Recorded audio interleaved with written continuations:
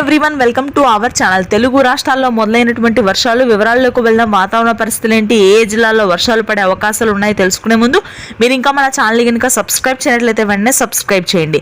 అండమాన్లో ఏర్పడిన అల్పపీడన కారణంగా రానున్నటువంటి 4 రోజుల పాటు తెలుగు రాష్ట్రాల్లో భారీ వర్షపాతం నమోదవుతుంది. ముఖ్యంగా మధ్య తెలంగాణ, ఉత్తర తెలంగాణ జిల్లాల్లో ఈ రోజు రేపు వర్షాలు నమోదు కానున్నాయి. ఇక ఆ తరువాత సౌత్, దక్షిణ తెలంగాణ భాగాల్లో ఇప్పటికే కురుస్తున్నటువంటి వర్షాలు మరింతగా పెరిగే అవకాశం ఉంది. నాగర్ కర్నూల్, గద్వాల్, వనపర్తి, వికారాబాద్, నారాయణపేట్, మహబూబ్ నగర్, వరంగల్, హన్మకొండ, హైదరాబాద్ దిగువ ప్రాంతాలన్నింటిలో కూడా భారీ వర్షపాతం నమోదవుతుందని వాతావరణ కేంద్రం వెల్లడించింది. మియాపూర్, మాదాపూర్, నంపల్లి, పటాన్ చెరువు, హఫీజ్పేట్, గచ్చిబౌలి, కొండాపూర్ ప్రాంతాల్లో మోస్తరు నుంచి భారీ వర్షపాతం నమోదవుతుంది.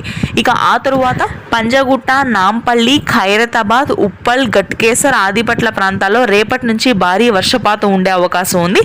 ఇక ఆ తరువాత ఉత్తర కోస్తా జిల్లాల్లో కూడా విశాఖ, విజయనగరం, తూర్పుగోదావరి జిల్లాల్లో భారీ వర్షాలు, మధ్యాహ్నంలో తేలికపాటి జల్లులు, ఈదురుగాలులు ఉంటాయి. రాయలసీమ వ్యాప్తంగా భారీ వర్షపాతం నమోదవుతుంది. నెల్లూరు, ఆ తరువాత తిరుపతి, చిత్తూరు, కర్నూలు భాగాల్లో ఈ రోజు రాత్రి నుంచి 4 రోజుల పాటు భారీ వర్షాలు ఉన్నాయి. Thanks for watching.